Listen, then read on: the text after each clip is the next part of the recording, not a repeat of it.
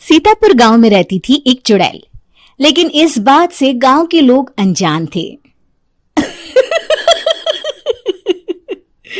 जब तक पूरे गांव की एक एक औरत के गहने मेरे पास नहीं आ जाते, मैं इस गांव को छोड़कर नहीं जाऊंगी, चाहे इसके लिए मुझे लोगों को गायब भी क्यों ना करना पड़े।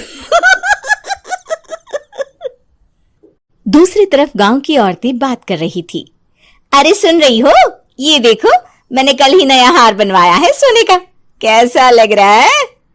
बहुत ही अच्छा। अच्छा है ना, पहले तुम पहनो, फिर शादी में अपनी होने वाली बहू को दे देना। और क्या, सोने चांदी का यही तो फायदा है, जितना पुराना उतना महंगा। लेकिन एक एक पैसा बचाकर ये लेना सच में बहुत मुश्किल हो रहा था मेरे लिए। तभी वहां पहली का पति आ जाता है। गांव में एक औरत के घर के सोने के सारे गहने चोरी हो गए। लोग बातें बना रहे कि गांव में कोई चोर घुस आया है जो घर की कोई चीज को हाथ नहीं लगाता, पर सिर्फ सोने के गहनों को ही चुराता है। अब तुम ना अपने ये गहने संभाल कर रखना। हे भगवान, ये क्या बोल रहे हैं? ये तो वही बात हो गई कि गांव बसा नहीं और लुटेरे पहले आ गए। दूसरी तरफ गांव के ही एक घर में रंजना रहती थी। उसके पति का गांव में चाउमीन का ठेला था। एक दिन उसके घर में एक औरत आती है। अरे रंजना, तू गांव में नहीं है तो सोचा तुम्हें बता दूं। गांव में बात चल रही है कि गांव में एक चोर घुस आया है जो घरों के सोने के गहने चुरा लेता है। अरे मैं तो सिर्फ ये कान की छोटी सी बाली ही सोने की पहनती हूँ, बाकी गहने तो मैंने गांव के बैंक में लाकर रखे हैं। ये क्या होता है? ना बाबा ना, हमारे गांव की औरतें तो गहने अपने पास ही रखती है। जब कहीं जाना हो तो बस अलमारी से गहने निकालो और पहन लो। दूसरी तरफ एक औरत हाथ में टोटके वाली छोटी सी गुड़िया लेकर घर में चली आती है। अरे कोई है? घर की औरत है क्या? क्या है ये गुड़िया? ये कोई ऐसी वैसी गुड़िया नहीं है, ये जादुई गुड़िया है। इसको घर की अलमारी में रखना। अगर तुम्हारे घर पर किसी की बुरी नजर होगी तो रात भर में ये पतली सी गुड़िया मोटी हो जाएगी। मैं कल आकर ये गुड़िया ले जाऊंगी और तुम्हारे घर की सारी बुरी नजर छूट जाएगी, समझी? अरे वाह, ये तो बहुत कमाल की गुड़िया है, दे दो। कितने की है एक?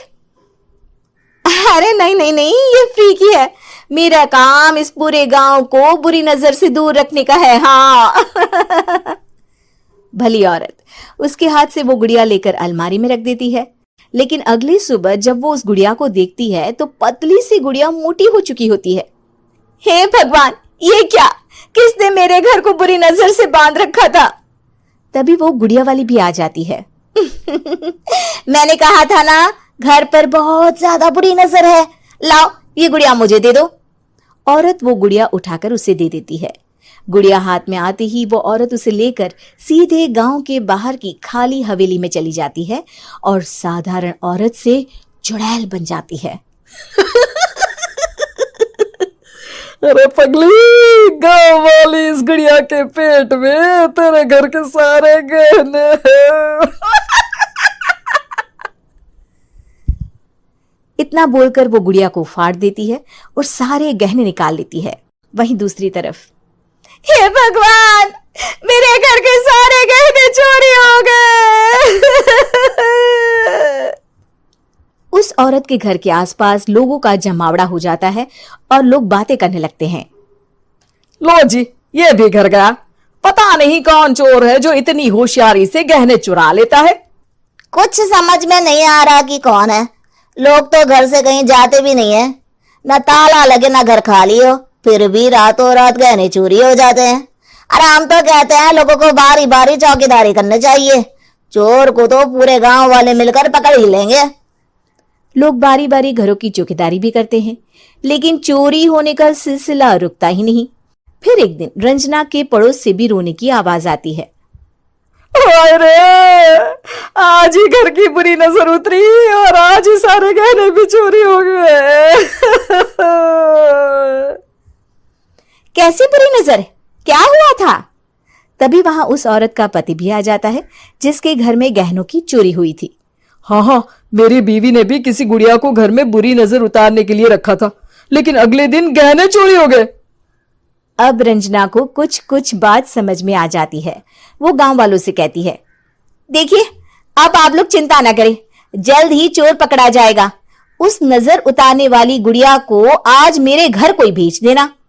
फिर क्या था, चुड़ैल को लोग रंजना के घर भेजते हैं। पहली बार देखा है कोई खुद लुटने को तैयार बैठा है। तो तू है जिसे घर की बुरी नजर उतारनी है? ये ले गुड़िया, ये सुबह तक मोटी हो गई तो समझो तुमको और तुम्हारे घर वालों को नजर लगी है। हाँ हाँ, मैंने काफी सुना है। तुम ये गुड़िया मेरे घर छोड़ देना। अरे क्यों नहीं, कल सुबह आऊंगी जब गुड़िया तुम्हारे घर की सारी बुरी नजर लेकर मोटी हो जाएगी, ठीक है? अब क्या था, रात को रंजना ने पूरी नजर गुड़िया पर रखी। वो अपने पति और गांव के कुछ लोगों को घर की खिड़की से घर के अंदर नजर रखने को कह देती है, और फिर जो नजारा सब देखते हैं वो हैरान करने वाला होता है। गुड़िया धीरे से अलमारी खोलकर बाहर आती है। अलमारी के सारे गहने लेकर घर में जहां जहां गहने होते हैं वो लेकर अपने मुंह से खा जाती है। वो जितने गहने खाती उतनी ही मोटी हो जाती और फिर अलमारी में बंद हो जाती है। गांव वाले डर के मारे वहीं बेहोश हो जाते हैं। लेकिन सुबह जब वो औरत गुड़िया लेने आती है, रंजना उसका सामना करती है। ये देखो, गुड़िया कितनी मोटी हो गई है। लगता है मेरे घर में बहुत लोगों की नजर लगी है। लाला, ये गुड़िया मुझे दे दे। अरे बहुत कीमती गुड़िया है ये।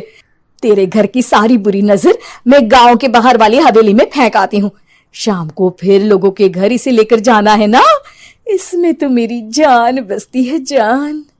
रंजना गुड़िया को चुड़ैल की तरफ बढ़ा देती है, लेकिन फिर वापस ले लेती है और गुड़िया के हाथ मोड़ देती है। जैसे ही गुड़िया के हाथ मोड़ती है, चुड़ैल का हाथ भी मुड़ जाता है।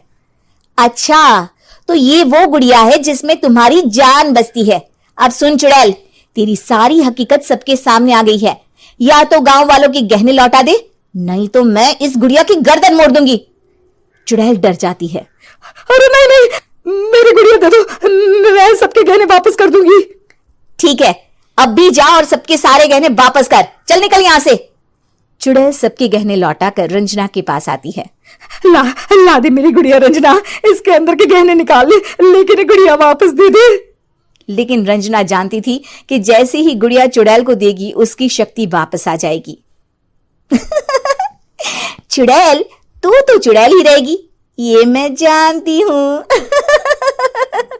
अरे नहीं नहीं नहीं, मैं गांव छोड़कर चली जाऊंगी, किसी को परेशान नहीं करूंगी, वादा करती हूँ मैं।